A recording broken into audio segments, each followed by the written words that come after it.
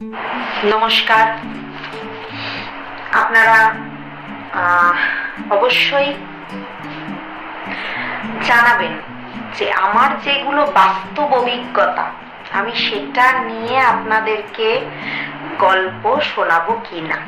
আপনারা যদি কমেন্টস করেন তবে কিন্তু আমি আমার বাড়ির বা আমার আশপাশ থেকে যে গল্পগুলো আমার বাস্তব অভিজ্ঞতা ভূত সম্বন্ধে বা শোনা যে গল্পগুলো সেগুলো আমি আপনাদেরকে বলবো। আপনারা যদি কমেন্টস করেন, আপনারা যদি জানতে আগ্রহী থাকেন, যদি বলেন, নিশ্চয়ই আপনাদেরকে বলবো। তবে এটা নয় যে দেখুন, আমি মনে করি মান সম্মান জিনিসটা যেমন মানুষের দরকার, আত্মসম্মান বোধ যেমন মানুষের থাকে, তেমনি মানুষ মরার পরেও কিন্তু মানুষের সেই জিনিসটা ম্যান টু ম্যান ভ্যারি করে। যেরকম ভূত টু ভূত তো ভ্যারি করে আর কি, মানে তাদেরও আমাদের সম্মান দেওয়া উচিত, কারণ তারাও তো একটা সময় মানুষ ছিলেন। তারা কেউ আমাদের পূর্বপুরুষ বা তারা বিভিন্ন ফিল্ডের লোক, বিভিন্ন বড় বড় পার্সোনালিটি, তো তাদেরও মান সম্মান মেনটেন করাটা আমি মনে করি আমাদেরও সেটা দায়িত্বের মধ্যে পড়ে। ভূত বলেই তাকে ভূত বলে অবহেলা করা উচিত না। শুনতে কথাটা হাস্যকর হয়তো অনেকের কাছে, আবার অনেকে এটা মানেন। তাহলে আমরা কেন পিতৃপক্ষে শেষে মহালয়া যেদিন শুরু হয়, আমরা তাহলে কেন মহালয়া যেদিন তাকে আমরা তাহলে কেন পূর্বপুরুষকে জল দিই, তাই না? কারণ তারা আমাদের ভালোবাসার মানুষ ছিলেন, তারা সেদিন জল নিতে আসেন, তাই তো তাদেরকে জল দেয়া হয়। একজন ব্রাহ্মণ মানুষকে আমরা কেন সম্মান করি? যেমন আগের গল্পটাতে, যে গল্পটা আমার গত সপ্তাহে শেষ হলো, সেই গল্পটাতে আমি গল্পের মধ্যে লেখা ছিল গাঁজার কথাটা বা কলকের কথাটা বা পুরোহিতদের কথা বা ডোম জাতির কথা, সেটা সম্পূর্ণ সেখানে লেখা ছিল বলে আমাকে বাধ্য হয়ে পড়তে হয়েছে। কিন্তু তার মানে এটা নয় যে আমি সেই জাতকে বা কোনো জাতি আমি মানি যে জাত পাত ধর্ম এগুলো, আমাদের গল্প কথায় লেখা রয়েছে যে ব্রহ্মার বিভিন্ন অংশ থেকে বিভিন্ন জাতের সৃষ্টি হয়েছে। কিন্তু আবার অনেকে বলেন যে জাতপাত ধর্ম মানুষের সৃষ্ট, ভগবান কিছু সৃষ্টি করেননি, ভগবান শুধু মানুষ সৃষ্টি করেছিলেন। কিন্তু পার্সোনালি যদি আমায় বলেন, আমি জাতপাত মানি না। হ্যাঁ, আমি অবশ্যই ব্রাহ্মণ সন্তান। আমার আমার আমার স্পাউসও ব্রাহ্মণ। কিন্তু আমি জাতি আমি মনে করি মানুষ একটাই জাত। সব মানুষের শরীর কাটলে রক্তই বেরোবে, কোনো মানুষের শরীর থেকে কিন্তু রস বেরোবে না। মানুষ কেমন, মানুষের ব্যবহারে প্রকাশ পায়। মানুষের ব্যবহারটা কিসে প্রকাশ পায়? মানে মানুষ ভালো না মন্দ না শিক্ষিত, এটাও তার ব্যবহারে প্রকাশ পায়। তার ব্যবহার যদি ভালো হয়, তার যদি শিক্ষাগত যোগ্যতা চোথাতে না থাকে, সার্টিফিকেটে না থাকে, তাও সে শিক্ষিত, প্রপার শিক্ষিত। এই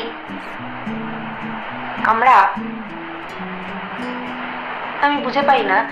অবশ্যই ইংরেজি শিক্ষা বা বিভিন্ন ভাষার শিক্ষা, শুধু ইংরেজি বলবো কেন, বিভিন্ন ভাষার শিক্ষা আমাদের খুব খুব খুব খুব খুব দরকার। বিভিন্ন জায়গায় আমাদের এখন চাকরি সূত্রে যেতে হয়, থাকতে হয়, বিভিন্ন মানুষের সাথে কথা বলতে হয়। আমিও যেখানে যেটা দরকার, যস্মিন দেশে যদাচার, কথায় আছে যে ঠাকুর যে ফুলে তুষ্ট।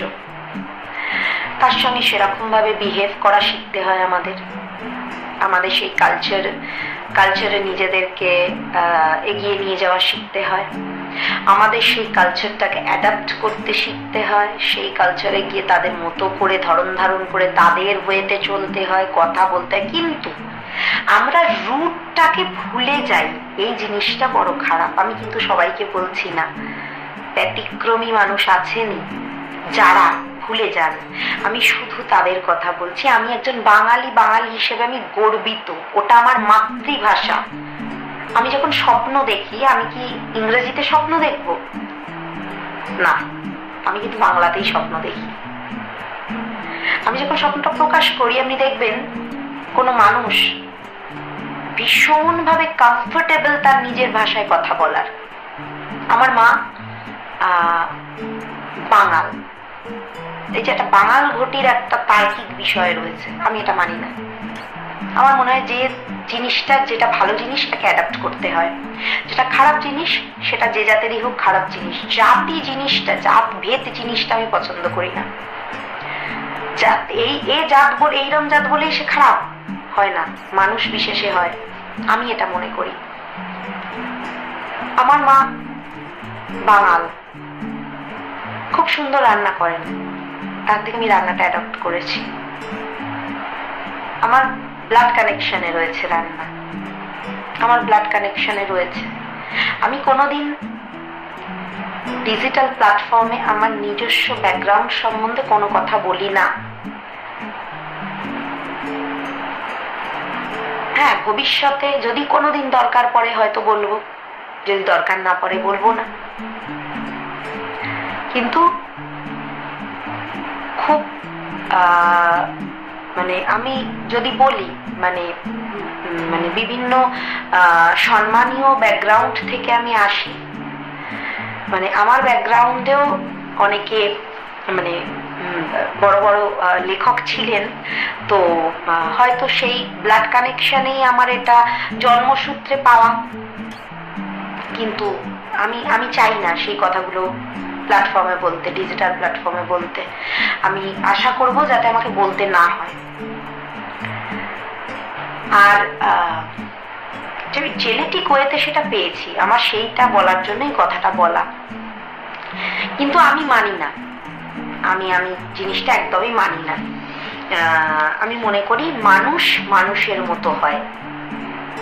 আমি এই জাত বলেও খারাপ, এই জাত বলেও ভালো হয় না। ব্রাহ্মণ মানে সে বিরাট উঁচু, এই জাত শূদ্র বা কিছু বলে সে একদম নিচু, আমি একদম মানি না। তো আমি এরকম, আমার মতের সাথে অনেকের মিল থাকে, অনেকের মিল নাই থাকতে পারে, কিন্তু আমি কোনো তর্কে যেতে চাই না। আমার কাছে সব মানুষ সমান, শুধু মানুষটা ভালো হলেই হলো, সৎ হলেই হলো। অসৎ মানুষ থেকে আমি একটু দূরে থাকি, পছন্দ করি দূরে থাকতে। যদি আমি মানে জানি তার ব্যাকগ্রাউন্ড সম্বন্ধে, তাকে চিনি যদি। যাক, আর বেশি কথা বললাম না। আজকে যে গল্পটি আমি পড়ছি, আবারও বলছি, এই বইটাতে অথারের নাম লেখা নেই। এটি একটি ওই ছোটি বই হয় না, আমরা স্টেশন ফেশন থেকে কিনি, ওইখান থেকে কেনা বই আমার। এই গল্পের বইটি দিয়ে আমি শুরু করেছিলাম। ভবিষ্যতে আমি চেষ্টা করব নিজের লেখা গল্প আপনাদেরকে পড়ে শোনাতে। আমার এখন লেখার সুযোগ হয়ে ওঠেনি। কবিতা আমি লিখি, গান লেখার চেষ্টা করি, কিন্তু প্রপার হইতে পারি না বলে সেগুলো শোনাই না। তো চেষ্টা করি, ভবিষ্যতে গল্প লেখার চেষ্টা করব, কিন্তু এখন পড়ে শোনাচ্ছি। অথারের নাম আমি জানি না, বইতে লেখা নেই, কিন্তু যেভাবে বইতে লেখা আমি সেভাবে পড়ে শোনাচ্ছি। আজকে গল্পের নাম হচ্ছে নরকঙ্কালের সাক্ষাৎ। বড় গল্প পর্বভাগে পড়ব। সম্প্রতি দৈনিক বাংলা সংবাদপত্রে একটি বেশ সাড়া জাগানো খবর প্রকাশিত হয়েছে। খবরটা নিয়ে পাঠক মহলে বেশ হইচই পড়ে গেছে। অবশ্য প্রথম দিকে সব পাঠকই খবরটা তেমন ভাবে পড়েনি, কেননা এখন কারো খবরের কাগজ খুঁটিয়ে পড়ার সময় থাকে না। বাবা, কত কাজ বাড়িতে, বাড়ির বাইরে। যারা পড়ুয়া, পড়ার বই পড়েই তারা দম ফেলার সময় পায় না। যদিও বা পড়ে তবে খেলার খবর খুব বেশি হলে যাদের একটু উৎসাহ আছে তারা পড়ে সিনেমার পাতাটা, সবসময় নয়। বাড়ির মা, কাকিমা, পিসিমা এরাও পড়েন, তবে সেরকম মনোযোগ দিয়ে নয়। বাবা কাকারাও যে মন দিয়ে খুঁটিয়ে পড়বেন সে সময়ও তাদের নেই। তবে তবে পড়েন মোটামুটি সব খবরই। কারা? তারা হলেন সরকারি অফিসের ফাঁকিবাজ কর্মচারীর দল আর বাড়িতে বসে থাকা দাদু মশাই। দাদুরা কেন পড়বেন না? তাদের যে বয়স হয়েছে একটা কিছু করে তো তাদের সময় কাটাতে হবে। যতটা পারেন বাড়ির টুকটাক কাজ, যেমন দোকান, বাজার, দুদানা এই পর্যন্ত আর কি। আর বাকি সময়টা তারা খানিক তাদের সমবয়সী বন্ধুদের সঙ্গে কোনো পার্কে বা কোনো জায়গায় বসে আড্ডা দেন। তারপর যেটুকু সময় পান সেই সময়টুকু টিভি দেখে, খবরের কাগজ পড়ে তারা সময় অতিবাহিত করেন। এর বেশি আর কি বা তারা করতে পারেন? বড়জোর নাতি নাতনিদের নিয়ে এদিক ওদিক গিয়ে ঘুরে আসা, তাও আবার পুচকে নাতি নাতনি। আজকে এই পর্যন্তই। শুধু একটা কথা আমি না বলে পারলাম না। যেমন আগের দিন বলেছিলাম যে পুরোহিত বা আমি কাউকেই ছোট করছি না, কোনো জাত আমি মানি না, ঠিক তেমনি দেখুন আজকের গল্পে যিনি অথার তিনি কিন্তু সরকারি অফিসের কর্মীদের সম্বন্ধে একটি কথা বলেছেন, কিন্তু আমি পার্সোনালি বলবো এটাও কিন্তু ম্যান টু ম্যান ভ্যারি করে। প্রত্যেকটা সরকারি কেন বেসরকারি অফিসেও কিন্তু ফাঁকিবাজ লোক। হ্যাঁ, এটা কিন্তু সরকারি অফিসের কর্মীদের ক্ষেত্রে কথাটা খাটে না, কারণ আমার বাবা নিজে একজন সরকারি অফিসের কর্মী ছিলেন। আমি তার স্ট্রাগল দেখেছি, তার ডেডিকেশন দেখেছি কাজের প্রতি। তার কোথায় কাজ করতেন আমি অবশ্যই বলবো না, ভীষণ একটা দায়িত্ববান পোস্টে উনি ছিলেন। তার আপনারা জানেন সরকারি অফিসের কর্মীদের বোর্ড ডিউটি করতে যেতে হয়, সেই তার এবং উনি এমন একটা জায়গায় চাকরি করতেন যেটাতে ওনার মাথার উপর দিন রাত্রির মৃত্যু নাচতো, মানে ভয় করো নয়, ডু অর ডাই সিচুয়েশন আর কি, মানে সবসময় একটা মৃত্যু ভয় লেগে থাকা। তো মানে আমি দেখেছি যে সরকারি অফিসের কর্মী মানে সে ফাঁকিবাজ, কথাটা কিন্তু সম্পূর্ণ ভুল। তো বাস আজকে এইটুকুই, পরবর্তী দিন পরবর্তী অংশ নিয়ে চলে আসবো।